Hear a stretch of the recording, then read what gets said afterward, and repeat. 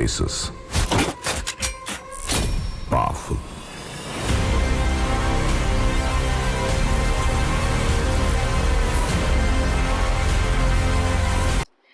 Hi all.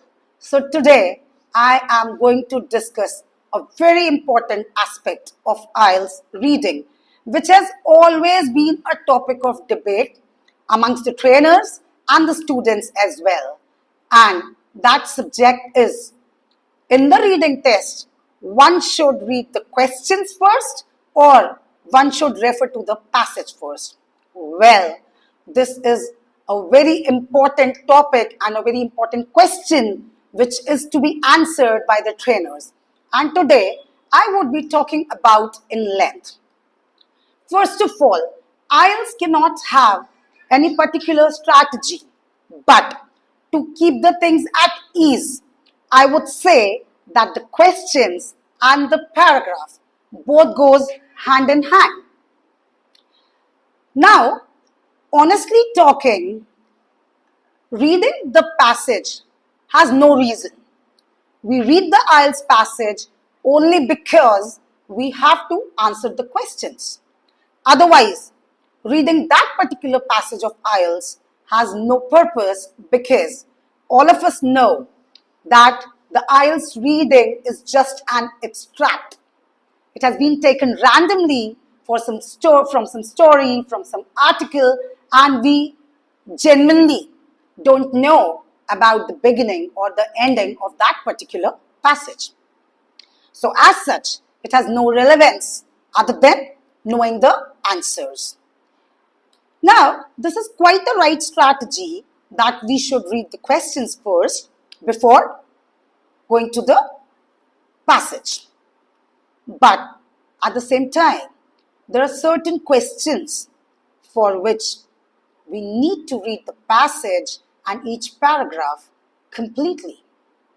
And those questions are, you're right, a list of headings. Now, I always suggest my students that in the first go, or maybe the first question that one should do should be always the list of headings.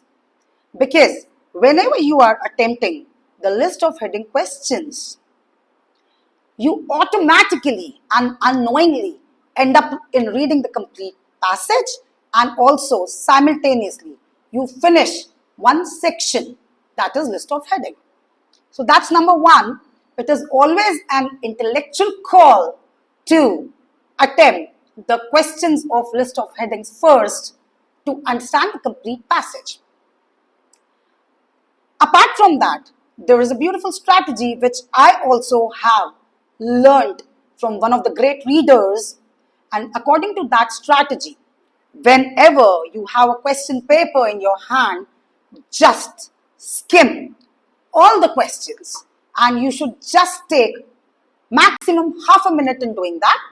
What I mean is, you should go through all the questions, as in the types of questions, whether it is true, false not given, whether it is yes, no not given, whether it is fill in the blank with one word, whether it is match the headings. So you at least get a gist of the type of question, and accordingly you can strategize your reading.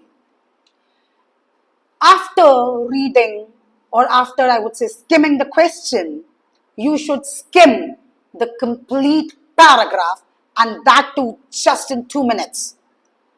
Well, you must be wondering, how can one skim the complete passage just in 2 minutes? I'll tell you how the skimming has to be done. So for skimming the passage, first of all, read the title. You get to understand what the passage is all about. And then read the first line of each paragraph, the middle line of each paragraph, and the last line of each paragraph. So that means 3 lines per paragraph.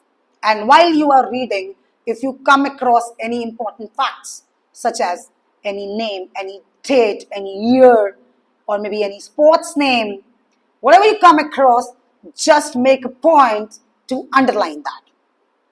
Once you do your skimming like this, in 2 minutes, you will again get an idea which particular word or which particular topic is in which paragraph.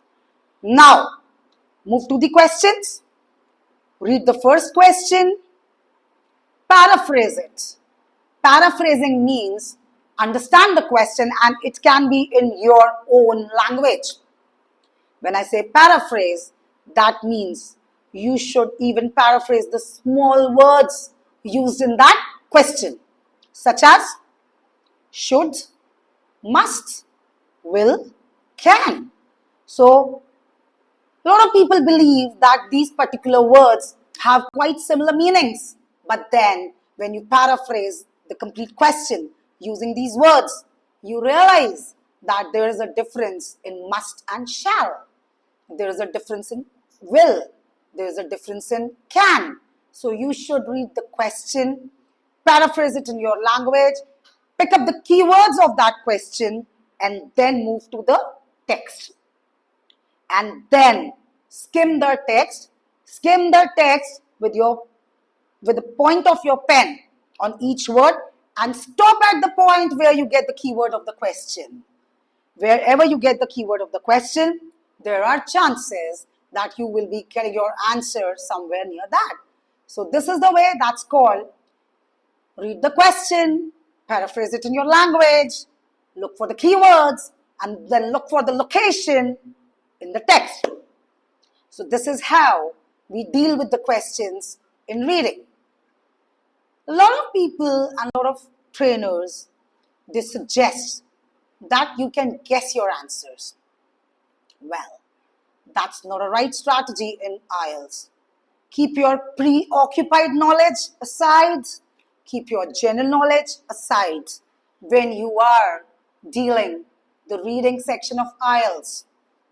For example, there was a passage and there was a statement in that passage that says the government authorities suggested the localites to pay their electricity bills before the 10th of every month for the smooth functioning of the system. Now, the true-false not given question was, the localites should pay their bill before 10th. And the other question was, the localites must pay their bills before the 10th of every month.